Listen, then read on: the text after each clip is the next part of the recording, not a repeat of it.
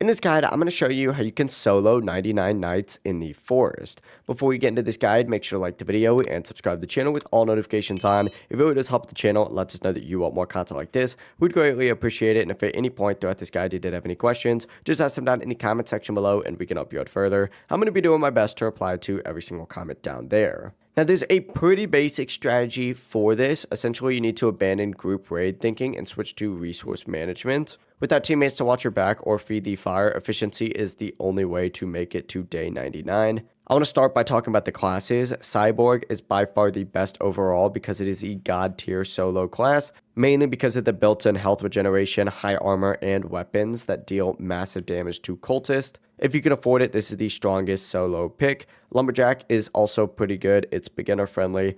And it's perfect if you're new to solo runs since it gathers wood 3 times as fast. It also lets you max your campfire quickly and enables defensive walls by day 3. Scavenger is okay, and it's more so the budget-friendly option just since it does give you extra sack space, and it's crucial for solo players who need to bring back a full day's loot in one run. If you don't have a stable base by day 5, you probably won't survive the first major cultist raid. By day 2, you should make sure that you've found the rabbit's foot and found a wolf pelt. Just trade them into the pelt trader for the good sack and good axe. This combo triples your efficiency literally immediately. And don't explore too far until your campfire is at least level 4. A weak fire burns out faster and attracts the deer a lot more often, and it puts you at risk during the nights. Just level up your fire and then expand. For solo players, the bigger the base, the worse off you're going to be. You want to make sure that you can defend all sides at once. Instead, build compact defenses. And make sure that you place these 3 things close together. 3 farm plots, a crock pot, and of course a biofuel processor.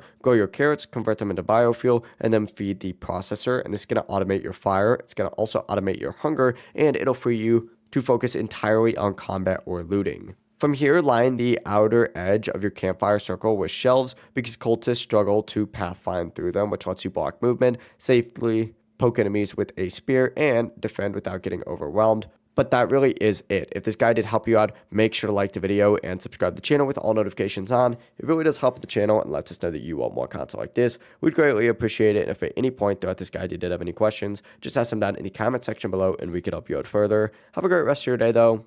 Peace.